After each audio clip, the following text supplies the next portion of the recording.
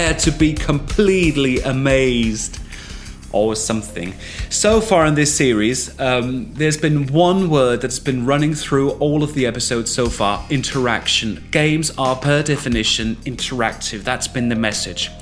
Well, this episode is going down a very different road, and we're going to look at a very different kind of gameplay element that is in no way interactive whatsoever. This episode is dedicated to the heretical cutscene and why they are even in video games, these cutscenes. My name is Martin Holand, and you're watching episode 5 of Dissecting the Gameplay.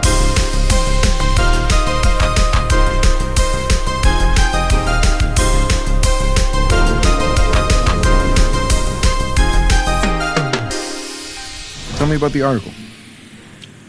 Well, it started out as this fluff piece about tourism in Bangkok, but I don't think the magazine is going to like the angle that I'm taking, because everyone immediately commented about how rude the smog was, that it was like shock to the lungs, like the second that you got off the plane. So, by far the most simple and also the most pacifying way a video game can tell a story is by using cutscenes. Ah! What? Where are you? I'm in here, being stabbed with a fork. Oh, really? A cutscene is just a film clip where the player is watching the screen without being able to interact. So, on the one hand, cutscenes are an efficient way for the game developer to kick the story forward and infuse it with a twist, conflict, or perhaps some suspense. Ethan, you were right. I did lie to you. I shouldn't have. All I can say is that if you get this, stay away. On the other hand, it comes with an expense. The player is reduced to a passive spectator. And for that very reason, many of us feel almost compelled to click skip to move the game along to the next quest or the next level. Especially if these cutscenes consist solely of talking faces who just continue jabbering indefinitely. Wow, you crossed them all off, like some sort of heroic accountant running down a list. Teach me your ways. Some games have actually abolished dialogue-heavy cutscenes altogether. Instead, they make conversations interactive and, for example, allow the player to choose the main character's lines. This is the go-to solution for numerous role-playing games. They made me come here. They gave me no choice. That's your federal government, Mr. Johnson. Other games let you drive a vehicle from point A to point B while the main character sets up the next quest. This can be found in many action adventures like Red Dead Redemption and L.A. Noire. Both solutions pull you into the narrative and perhaps also give you an insight into the main character's personality. Flights in Bangkok that are having troubles with them because the smog and they can't land. But then again, Wow. when cutscenes are made right, they are an important part of any video game. They can help communicate 4 different aspects, which we'll here illustrate with examples from the 10-minute long intro cutscene from Mass Effect 2.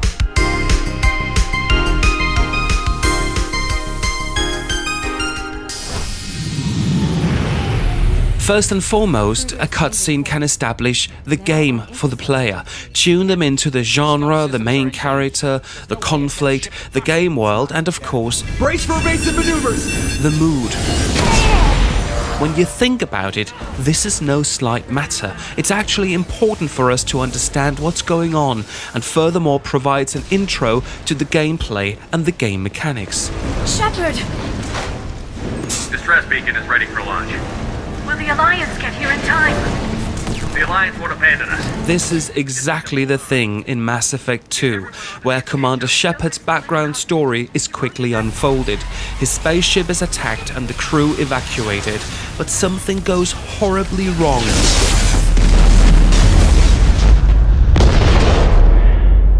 Shepard dies in the heat of the battle, drifting down on an unknown planet. Everything is unhinged before the gameplay kicks in. It's the perfect setup to the story, to the main character, to the genre, and also to the mood.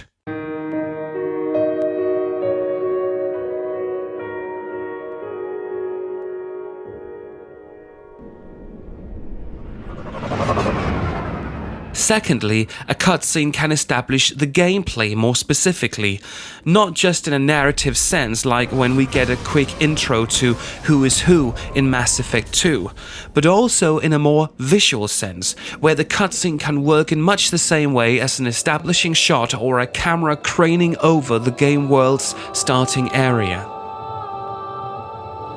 Commander Shepard has been recovered. The Lazarus Project will proceed as planned. Thirdly, and perhaps most importantly, a cutscene can push the story forward. This is the classic function of a cutscene. When the game takes over all control and rolls the film clip, it ensures that the storyline also moves on, or the conflict escalates, or it can even create suspense and maybe a shock. Wake up, Commander. If you had to insert the same narrative content into the interactive gameplay in a quest or something like it, there's an imminent danger that the player will miss out on all the details. As an alternative, you could tell the story in print somehow, on screen or perhaps in a diary excerpt found somewhere in the game world, but then there's a massive risk that the player will just click skip to get on with the gameplay. The Council will never trust Cerberus. They'll never accept our help. But Shepard, they'll follow him. He's a hero, a bloody icon. In the beginning of Mass Effect 2, the story takes a mysterious turn within the opening cutscene. We're introduced to two suspicious characters who are not part of Shepard's crew. We listen in on their strange and pretty intense conversation about Shepard and find out that he plays a somewhat important role in their scheming. This infuses the game with pure mystery and suspense, which we probably would have missed if we had to control a character sneaking around the other two, desperately trying to avoid being seen. It's not all that easy to concentrate about two things, the stealth gameplay and the conversation, at the same time. But he's just one man. If we lose Shepard, humanity might well follow. Then see to it that we don't lose him. And finally, a cutscene can also create emotional involvement. Shepard! Liara, go. Now. Aye, aye. This is where cutscenes exploit their filmic potential to the fullest. They make the player relate to the main character. Everybody in! Go, go, go! In other words, that suspense, which is an important part of the first cutscene in Mass Effect 2, doesn't just push the plot forward.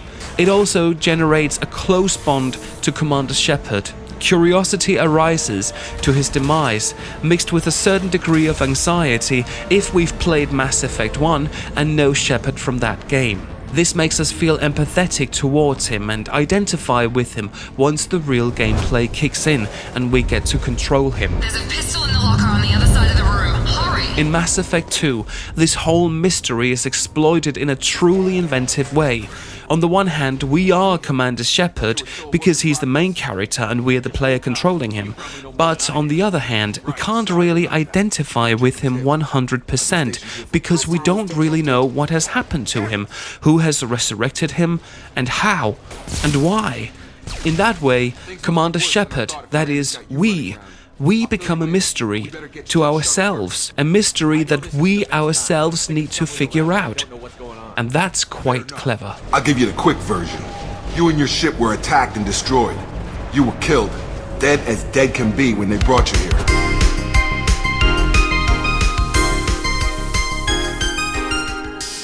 Okay, watch and learn. Oh, I'm learning all right. So, when cutscenes are well written and work by design, they are inalienable for a video game. Cutscenes contribute with their own little plot point to the game and its story, so they are naturally placed just before a new level, a new quest, or after a particularly tough challenge. Crash Bandicoot. Is there a problem? No, just how do you make it go? Push the start button.